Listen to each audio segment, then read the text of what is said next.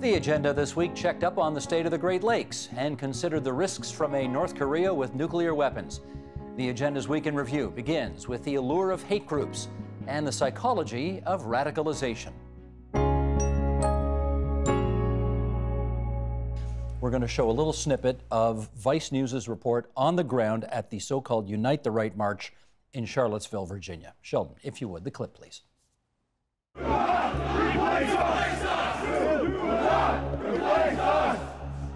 Jews will not replace us! Jews will not replace us! Jews will not replace us! Blood and soil! Blood and soil! Blood and soil! Who drove how long to get here? 12 hours from our car. We've been driving from north of the border, so. Oh, you came down from Canadistan. If I was doing the radical agenda in Canada, I'd probably be arrested for it, right? Yeah, well, in Canada, hurting people's feelings is basically illegal. I mean, it's not really criminal, but unless they're white males. And let us go back in time to a 1940 book review by George Orwell of Hitler's Mein Kampf. The fact is that there is something deeply appealing about him, Orwell writes. Hitler knows that human beings don't only want comfort, safety, short working hours, hygiene, birth control, and in general common sense. They also, at least intermittently, want struggle and self-sacrifice, not to mention drums, flags, and loyalty parades. However they may be as economic theories, fascism and Nazism are psychologically far sounder than any hedonistic conception of life. All right, with all of that in place, Christian, get us started now, please. Let us try to understand the psychological appeal of joining a hate group.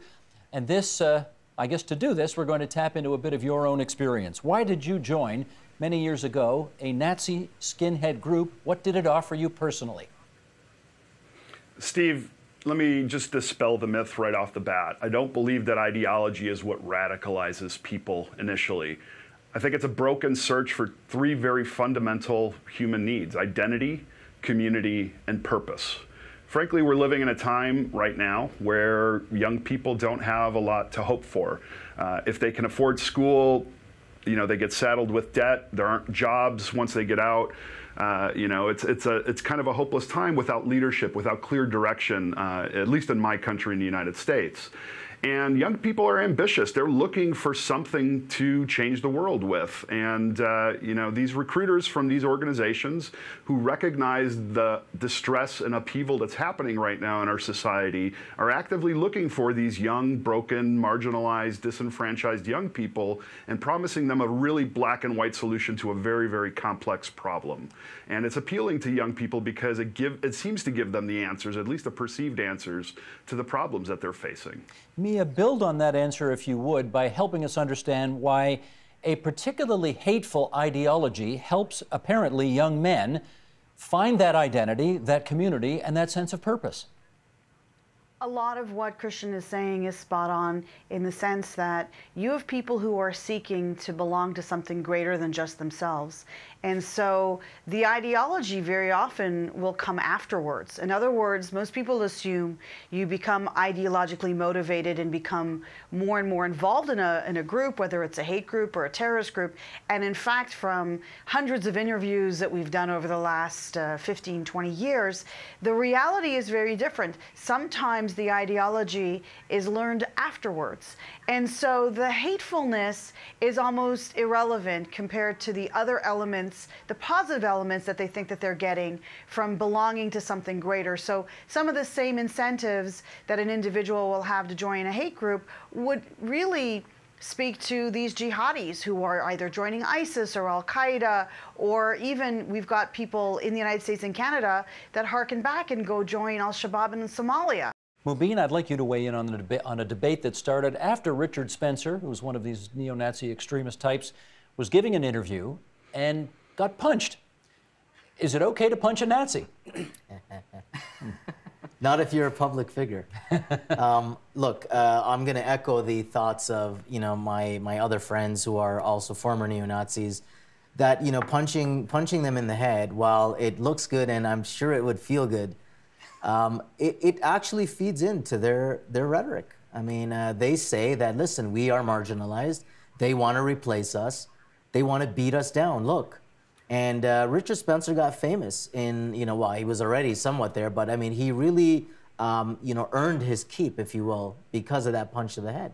And for every Nazi everywhere else, it just feeds their rhetoric of, you see, these people are against us. And now what I fear it does is it gives the rebound reaction of, we need to be preemptively violent to prevent us from being punched in the head. So nobody in the history of the world has ever changed their racist views because they got punched in the head or hit in the, in the body with a bottle of urine. In fact, Mubin is absolutely correct. They go into these movements because they feel marginalized already.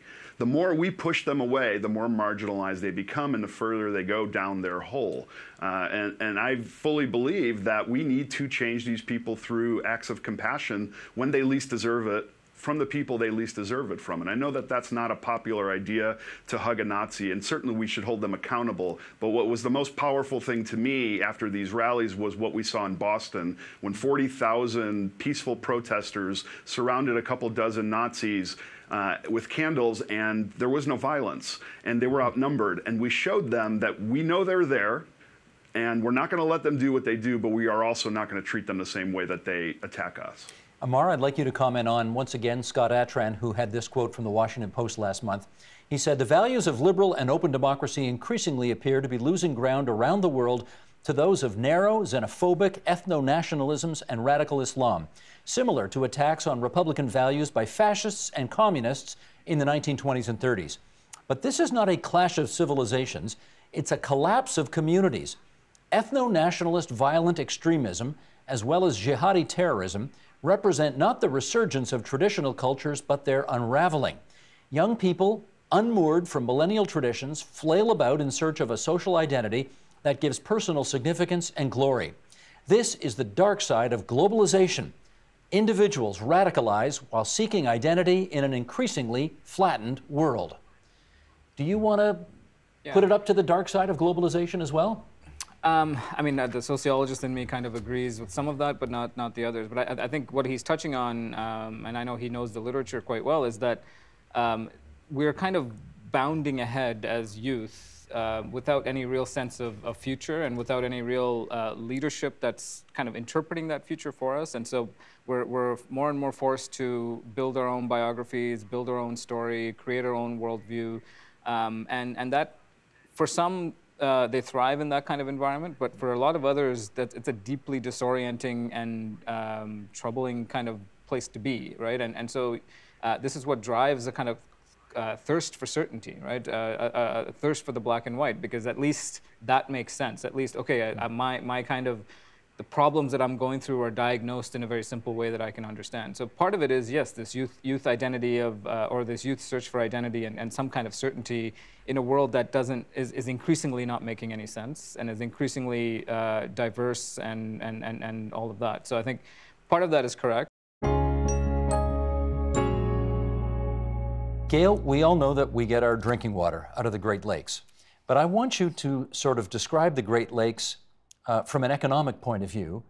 If they were a country, how big would the economy be? Oh, very interesting question. So if you consider the 8 Great Lakes states in the province of Ontario and Quebec to be a nation state, one nation state, they would be about the 3rd largest economy in the world, and with about 1/12 the population of the of a nation state in the world. So the economy in the Great Lakes region is massive. It accounts for approximately half the GDP in Canada alone. And then this is one point that has always fascinated me when we talk with our federal colleagues about what are the investments in Great Lakes. They talk about, well, we need to think about national programs. We are the federal government, and that's a regional issue. And I don't know if half the GDP is a regional issue. To me, it's a national treasure. So the economy of the region is massive. It's based on, well, many of the industries have located here because of the access to water.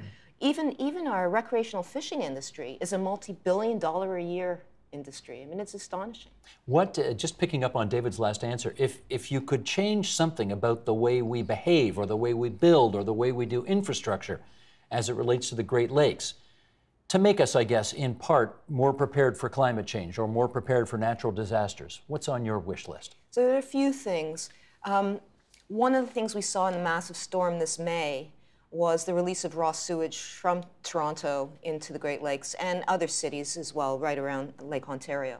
Because when the sewer system can't handle that much water. So we have in the city, for example, in the city of Toronto, we have our storm sewers and our waste sewers coming from our homes in some cases combined, and they go to the sewage treatment plant, which is designed for a certain amount of flow. And if it's going to be exceeded, they've got to divert that or it's going to wash out all the sewage.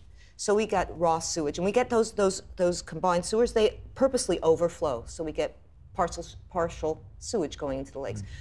Detention ponds, underground storage tanks. We have some of them. We put one in. The City of Toronto put one in around Cherry Beach, maybe 20 years ago. Cherry Beach, you can swim in it now, right? Because if there's a combined sewer that's going to overflow, it goes into this containment underground. Instead of in Lake Ontario. Instead of Lake Ontario. The solids, which have all the gooky stuff, they settle out, and then you can treat the water and put it back into lakes safely. Gooky stuff a technical term in your business? It's very scientific. It is, I thought so. Yeah. The other thing that on the other side, I think soft engineering is really an imperative. If we could get the water to go back into the ground, that's where it wants to go. The reason that we got that massive disaster in May is that not only did we overflow our sewage treatment plants and the lake levels rise, the water had nowhere to go. The ground was already saturated and everything else is paved over, so where is it going to go? So if we retrofit many of our pavement to be porous and allow the water to go through, I'm not talking about our highways, but maybe all of our parking lots. If we captured the rain coming off our roofs and used that for irrigation, let's consider stormwater as an asset, not as something that we want to get out as fast as possible and then flood the system and put raw sewage into the system and erode the banks and then wash out our wetlands.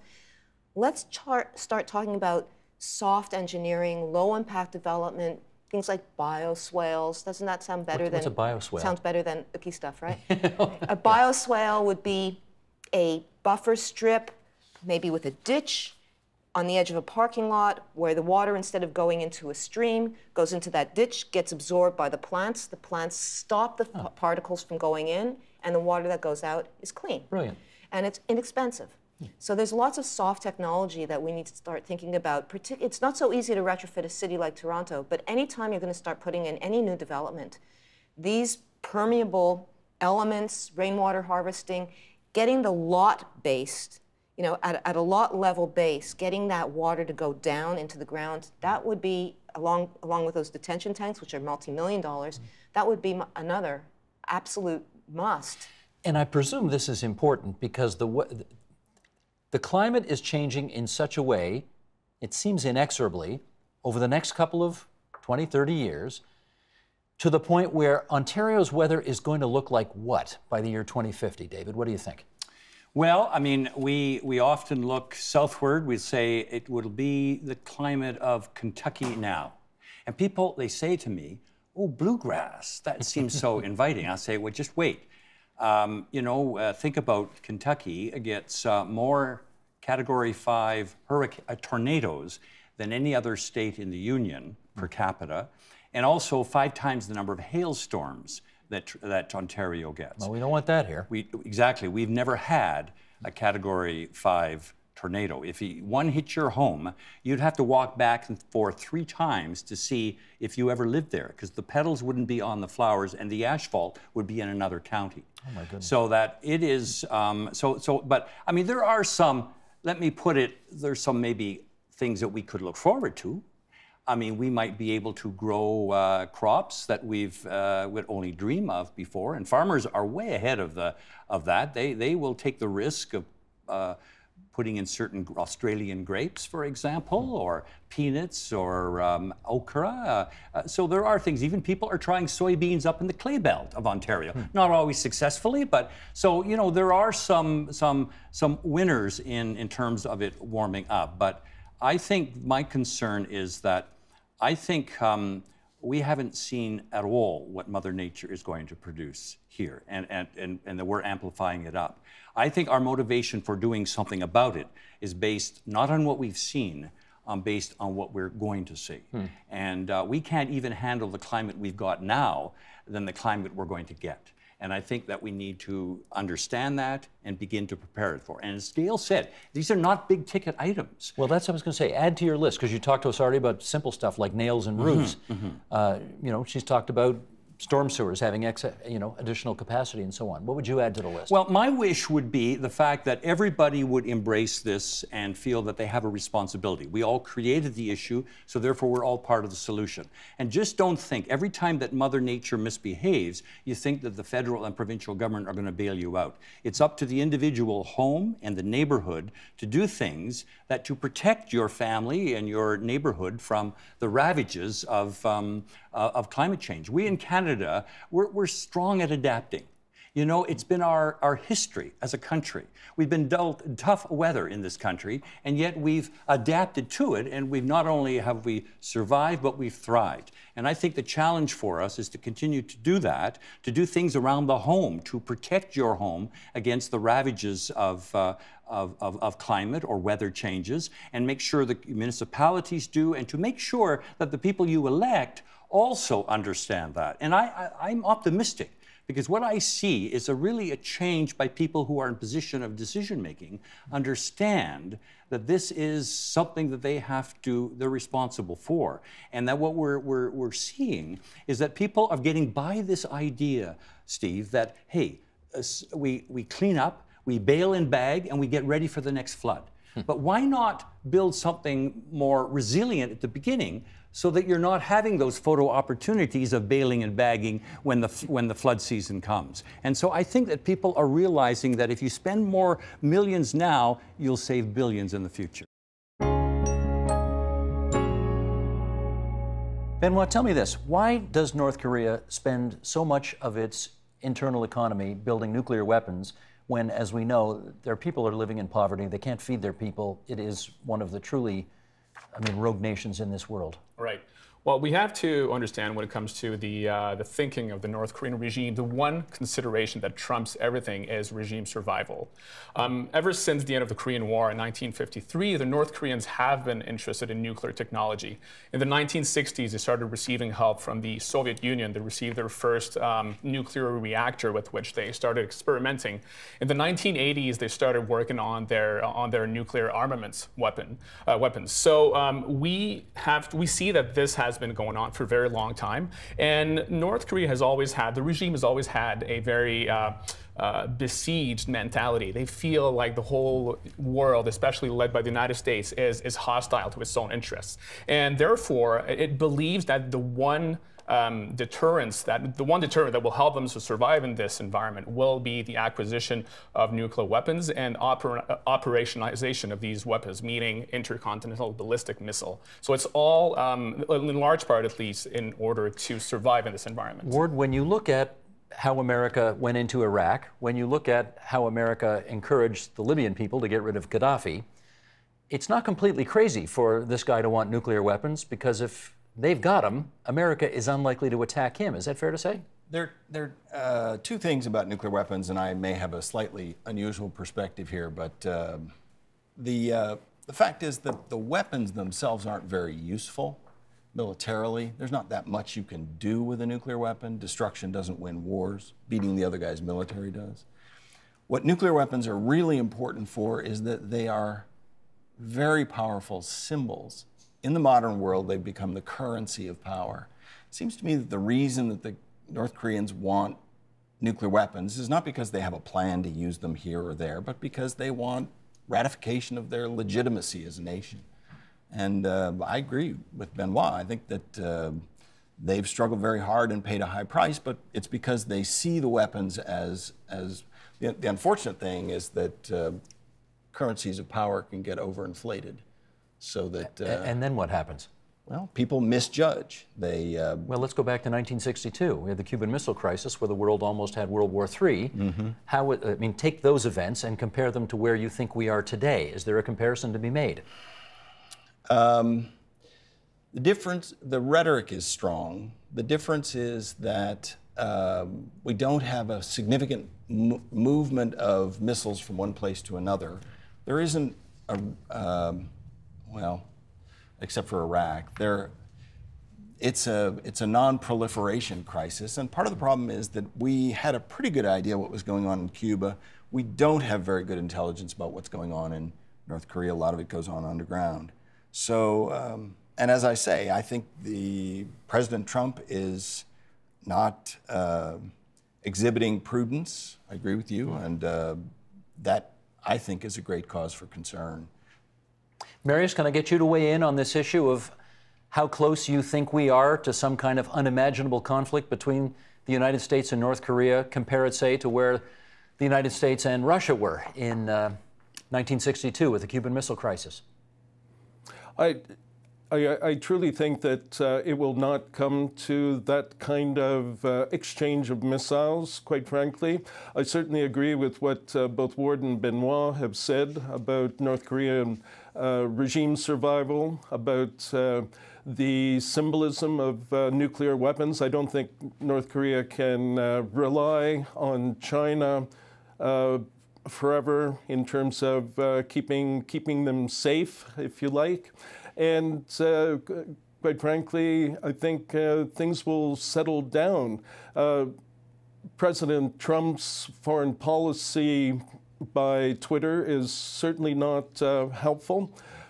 We do, I believe, have to listen to what Defense Secretary Mattis said. He was very, very clear when he said to North Korea, do not touch the United States, do not touch its territories, including Guam, and do not touch our allies.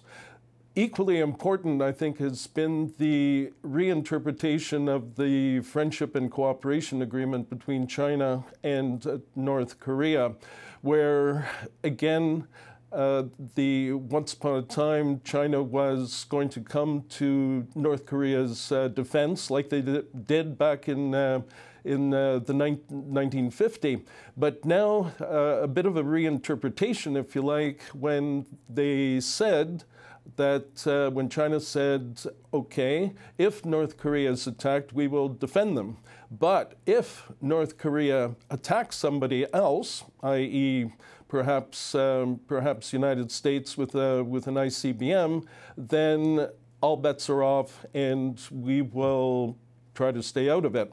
And I think these are two powerful messages to North Korea, reinforcing the fact that I think all of us would agree that Kim Jong-un is a rational leader, and he will do everything for his own survival.